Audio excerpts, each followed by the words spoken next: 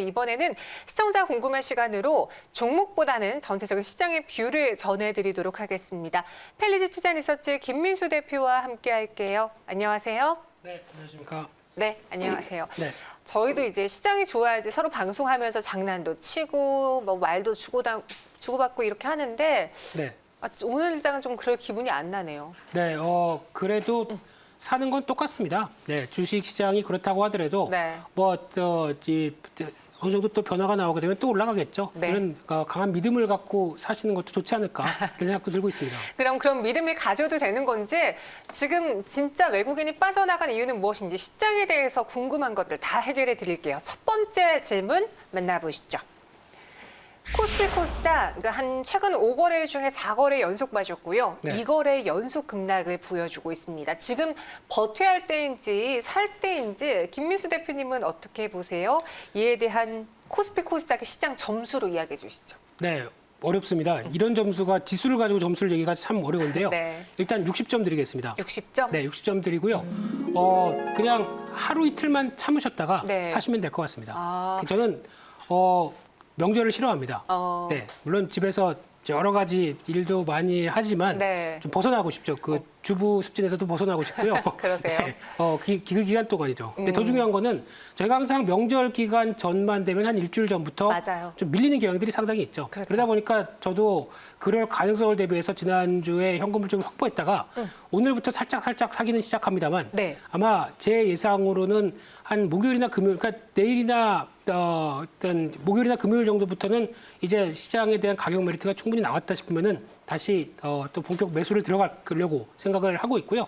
그런 관점으로 봤을 때 지금 흐름은 일단 뭐 그동안 좀 쌓였던 게 지금 다 같이 연결되면서 시장에 대한 압박이 나온다는 관점 쪽으로 보시는 게 맞지 않나 그렇게 봐야 될 것 같습니다. 점수는 60점 높지 않지만 그래도 부정적인 면보다는 분할 매수해서 지금부터는 조금씩 사도 될 때라는 의견을 주셨어요. 그럼 왜 그렇게 보는지 지금 시장에서 급락하는 또 요인 중에 하나가 우리 증시뿐만 아니라 뉴욕 증시도 같이 불안하다라는 거예요. 네. 간밤에도 또 크게 밀렸는데 지금 뉴욕 증시 급락의 이유는 무엇이에요? 이유는 특별히 없습니다. 네. 그냥 많이 올랐다는 것 뿐이고요. 그래요? 예, 특히 시장에서 보통 이제 시장을 좀 밀어내야겠다라고 하는 징후들 네. 그런 쪽으로 봤었을 때 최근에 나왔던 이슈들을 잠깐 보게 되면 뭐 니콜라 관련된 얘기들도 마찬가지겠지만 맞아요. 주가가 너무 많이 올랐는데 이 과열을 시킬 방법이 뭘까 있을까 하다 보니까 헤지펀드 관련된 공매도를 한 세력들이 아예 그냥 리포트를 들고 나와버리죠. 네. 이런 쪽부터 어제 또 나왔던 얘기 중에 하나가 뭐 대형 은행들이 자금 세탁했다. 근데 자세히 보시게 되면 이거 옛날 일입니다. 2017년도 일이고 그 전 뭐 99년도 얘기도 나오고 있고 그러다 보니까 미국 정부도 관여했다라고 하게 되면 이런 부분들이 어떻게 보면은 과거 일을 끄집어내서 시장의 심리를 압박시키겠다는 요인들은 시장이 지금 당장 못 올라간다는 시그널이라고 봐야 되겠죠. 그런 쪽으로 봤었을 때 또 얘기 나오고 있는 뭐 미국 IT주 관련된 쪽에서도 여전히 좀 노이즈가 계속 나오고 있고요. 게다가 지금 나오고 있는 뭐 불공정 거래 관련된 또 얘기들 이런 쪽부터 또 대선이죠. 아마 다음 주 29일이 이제 1차로 TV 토론이라고 얘기를 합니다. 네. 트럼프 대통령과 바이든 후보의 또 토론도 있다 보니까 이런 여러 가지 불확실성이 좀 큰 상황 쪽에서 미국 시장이 갈피를 못 잡는 상황이 나온다고 봐야 될 것 같고요. 그렇게 되면은 지금 기준으로 봤을 때는 아마 나스닥 기준으로 보면 한 만선 초반 정도? 이 정도까지는 한번 시장을 열어놓고 봐야 되지 않을까라는 생각이 살짝 들고 있습니다. 간밤에는요, 나스닥보다 다우가 많이 밀렸어요. 나스닥은 막판에 회복을 하면서 낙폭을 줄였는데 다우지수의 경우에는 은행주들이 또 이번엔 네. 발목을 잡으면서 크게 밀렸거든요. 하지만 지금 많이 오른 탓에 빌미를 주는 것이다. 뭐 시장의 펀더멘탈이라던가 전체적인 분위기를 다 바꿀 만한 악재 요인은 아직은 없다라고 판단해 볼 수 있을 것 같고, 그럼 외국인 투자자들의 매도, 여기 또 기관도 자꾸 팔려고 하거든요. 네. 이 대형 큰 손들의 수급에 대해서는 우리가 뭘 봐야 될까요? 기관은 기대를 하면 안 될 것 같고요. 기관은 이제 개인들의 심리를 반영한다라고 하게 되면 네. 펀드 맡겼는데 뭐 한 5년 지나도 플러스 1%잖아. 이러면 도저히 안 되겠다. 환매에다가 내가 직접 매매하겠다. 그러다 보니까 펀드 환매가 계속 나오고 있죠. 네. 그런 관점 쪽에서 기관은 어떻게 보면은 매도에 대한 흐름들이 계속 이어지는 가운데 외국인도 또 환율을 보게 되면 지금 원달러 환율을 봤었을 때 와 이렇게 원화 강세가 들어오는데 그러니까요. 네, 주식 사야 되는 거 아니야? 라고 네. 생각하실지도 모르겠지만 원인이 중요하죠. 여기서 만약에 달러와 약세 기반으로 원화 강세가 나왔다 그러면 외국인들이 많이 샀을 겁니다. 뭐 특히 이제 미국 시장의 영향도 같이 보긴 했겠지만은 외국인들의 매수가 들어왔을 텐데 지금 기반은 위안화 강세 때문에 같이 이어지는 겁니다. 그러면 위안화 강세가 어떻게 보면 국내에서 영향을 끼칠 수 있는 게 중국 소비주죠. 근데 중국 소비주는 지금 코로나19 사태가 계속 이어지는 바람에 영향을 못 끼치는 상황이 발생하는 부분들이고요. 그러다 보니까 힘이 없죠. 게다가 또 그런 흐름이라고 하게 되면 오히려 원화가 여기서 강세가 되게 되면 수출 쪽에 그나마 좀 살아나려고 하는 수출의 부담이 아니야? 라는 생각도 살짝 들다 보니까 아직 본격적으로 어떤 긍정적인 메시지를 던지지 못하는 게 지금의 현실이다라고 하게 되면 일단 외국인들도 일단 관망 쪽에 가까운 모습들, 특히 오늘 같은 경우는 선물까지 매도합니다. 그러면 현선물 매도에 따른 여러 가지 여파들은 일단 뭐 오늘 당장 오늘 주가를 돌리겠다는 의도는 아니라고 봐야 되겠죠. 그러다 보니까 하루 이틀 정도 더 지켜보는 게 좋겠다. 하지만 제가 보기엔 추석 연휴 끝나면은 오히려 빠른 반등 들어올 걸로 보여집니다. 네. 환율도 좋은데 외국인도 이제는 이 정도 조정 이후면 들어오지 않을까요? 라고 글 올려주신 분도 있습니다. 말씀하신 것처럼 정말 원달러 환율가 이런데도 외국인이 왜 안 들어올까 생각해봤는데 방금 대표님 이야기한 것처럼 지금 위안화가 강세를 보여주면서 상대적으로 원화가 강세를 보여주는 게 그렇게 매력적이지 못해 보인다. 네. 외국인 투자자들에게는. 네. 이렇게 이야기해 주셨습니다. 지금 코스피 코스닥에 대해서 점수를 60점 주셨는데 그럼 우리가 선택과 집중을 해야 되잖아요. 지금 시장에서 연일 시장 급락이 나올 때 조심해야 되는 업종은 무엇이 있을지 뭐 테마도 좋고요. 종목도 좋고요. 제가 미리 김민수 대표님께 여쭤봤습니다. 시장 급락 상황 주의해야 될 업종 어떤 게 있을까요? 그냥 너무 많이 올랐다, 비싸다라고 하는 대표적인 쪽이 바이오가 아닐까 생각됩니다. 네. 어떤 실체나 기대감 때문에 특히 뭐 치료제나 백신 가지고 움직였던 상황들은 뭐 지금 주가를 보게 되면 치료제 다 개발했고요.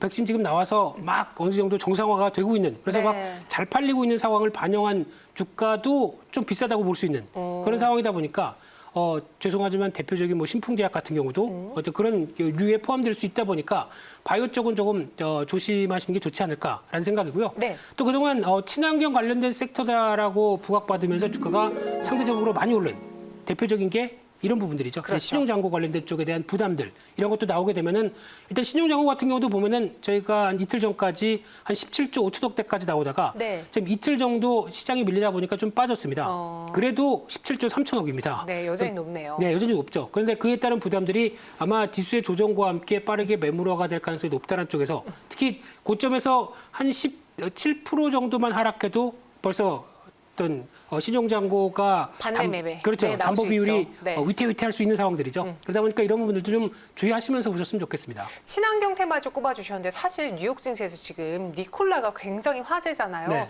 니콜라 CEO가 돌연 사임을 했습니다. 안 그래도 헤지펀드에서 계속해서 공격을 하고 있는 와중에 뚜렷한 반박을 내놓기보다는 CEO가 사임했다. 네. 뭔가 그쪽 헤지펀드사에게 힘을 불어넣어주는 그런 모습 같은데 네. 그러면 이에 따라서 국내에 있는 친환경 테마 좀 하나솔루션도 있고요. 네. 그런 종목들 더 조심해야 되나요? 어때요? 일단 니콜라 관련돼서는 상당히 개연성이 높다고 봐야 되겠죠. 반박을 해도 적극적으로 반박한 게 아니라 그러니까요. 예, 무슨 뭐 법정 싸움도 불사하겠다는 쪽으로 강력하게 나온 게 아니라 슬그머니 사임을 하십니다. 네. 조금 징후가 안 좋죠. 그렇죠. 그러다 보니까 그에 따른 여파가 불확실성, 특히 니콜라를 우리나라 투자자들도 아직까지 한 1,700억 갖고 있다고 합니다. 혹시나 방송을 보고 계신 분 중에서 갖고 계신다고 하면 파시는 걸 권해드리고 싶고요. 네. 근데 그에 따라서 또 한화가 니콜라에 투자했다라는 관점이 나오다 보니까 한화 관련주들이 또 최근에 약하죠. 그래도 여기서 선별 작업은 필요하다라는 관점으로 봤을 때 그나마 이런 뉴스를 안고 주가가 좀 하락해 하는 한화솔루션 같은 경우는 일단 자체적으로 올해 실적도 나쁘지 않을 걸로 보여집니다. 작년에 많이 부진했다가 올해 빠르게 턴어라운드하고 내년도 실적에 대한 기대감이 높다 보니까 지금 하락을 이용해서 분할 매수하기 좋은 쪽은 일단 한화솔루션 쪽이 아닐까 생각되고 있는데 그래도 니콜라이가 계속 나올 수 있기 때문에 여기서 저점이다 싶어서 딱 사지 마시고요. 네. 한 서너 번 나눠 사실 생각하시면서 한 지금 기준으로 보니까 한 37,000원대 부근 정도부터는 한번 좀 그 이하부터는 서서히 매수가 들어가도 되지 않을까 이런 관점으로 바라보고 있습니다. 네, 하나솔루션 이야기하면서 지금 조심해야 되는 업종은 친환경 테마주, 바이오주 꼽아주셨습니다. 그럼 반대로 괜히 시장 하락 때문에 잘 가는 종목도 미끄러질 수 있잖아요. 네. 그런 종목은 매수해봐야 될 텐데 지금 매수를 혹시 고민하고 있는 업종이라던가 테마 있습니까? 여기에 대한 대답은 앵커님이 더 잘하실 것 같고요. 네. 제가 지난번부터 계속 부르짖는 업종은 딱 한 업종이죠. 배터리 2차 전지? 네, 그쪽도 포함되는 자동차 업종이죠. 네, 자동차 업종은 네. 지금 같은 기회 쪽에서는 여전히 특히 오늘 현대차 같은 경우도 지난 저항권이 지지권으로 바뀌는 현상이 나오죠. 네. 주가가 지금 한 2% 하락했는데 18만 원대 계속 지키고 있다. 과연 뭘 의미할까요? 그러다 보니까 18만 원대 밑에서 기회 나오게 되면 계속 비중은 늘리는 게 맞겠다라는 쪽으로 자동차 업종 여전히 니콜라가 부진하면은 상대적으로 반사익은 현대차가 볼 수 밖에 없다라는 쪽에 강자죠. 어떤 수소차의 이제 강자라는 쪽에서 계속 눈여겨보셨으면 좋겠고요. 게다가 3분기 삼성전자 실적 잘 나올 것 같습니다. 네. 그러면은 이제 바로 추석 끝나고 나면은 어떤 실적 시즌이죠. 그러면 삼성전자를 필두로 한 IT 쪽은 이번 하락을 기회로 비중을 늘리는 게 좋겠다. 이렇게 두 가지 섹터는 꼭 한번 확인하셨으면 좋겠습니다. 자동차, IT 이야기하면서 현대차, 삼성전자 꼽아주셨습니다.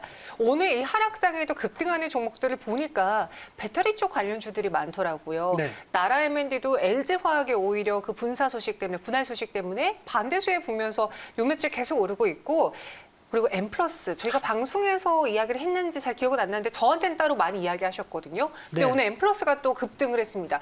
이런 식으로 호재가 남아있는 종목들이 아직 산적한 것 같은데 나라 M&D 신성 델타테크를 꼽아오셨어요. 이 종목은 무엇을 봐야 되죠? 네, 일단 주의하라는 입장 쪽에서 꼽아봤고요. 아, 주의하라. 네, 특히 지금 신성 델타테크, 나라 M&D는 LG전자에서 분사된 회사고요. 네. 신성 델타테크는 이제 LG 쪽과 상당히 관계가 높은 그런 상황들이죠. 그러다 보니까 LG화학이 물적 분할해서 어느 정도 다시 투자금을 확보한 다음에 이제 투자를 확대하겠다. 그러면 대표적인 수혜가 아닐까. 왜냐하면 팔은 안으로 굽죠. 네. 그런 관점 쪽에서 그런 종목들이 기대감이 높은데 막상 지금 나오고 있는 실적과 어떤 내년까지 나올 실적 대비해서 지금 주가는 많이 올랐다라는 관점이게 되면 따라가지 마시고요. 오히려 한 템포 좀 쉬었다가 다시 봐야 될 종목이 아닐까 생각되고 있는데 하지만 M+는 좀 다릅니다.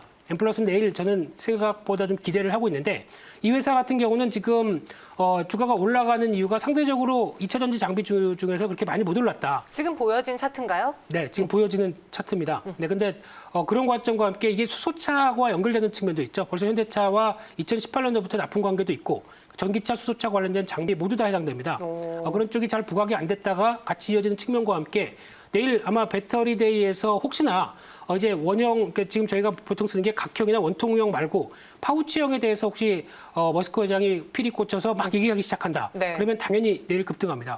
근데 지금은 일단 오늘 같은 경우 주가가 어느 정도 이를 좀 선방한 측면이 있기 때문에 추경 매수는 좀 자제하셨으면 좋겠고요. 아마 내일 이후에 나올 수 있는 가능성도 같이 베팅을 하면서 움직인다라는 관점 쪽에서 일단 내년 아마 하반기에 대한 실적 회복에 대한 기대감 높고요. 내년까지도 실적은 변화가 될 가능성이 높다는 쪽에서 주목은 하셨으면 좋겠습니다. M+는 계속 봐도 괜찮지만 상대적으로 오늘 많이 오른 나라 M&D와 신성 델타테크는 주의하자라고 꼽아주셨습니다. 네, 긴급 점검 정말 버틸 만큼 버틴 시장에 대해서 이야기를 해봤고요. 김민수 대표와 함께했습니다. 오늘 말씀 고맙습니다. 감사합니다.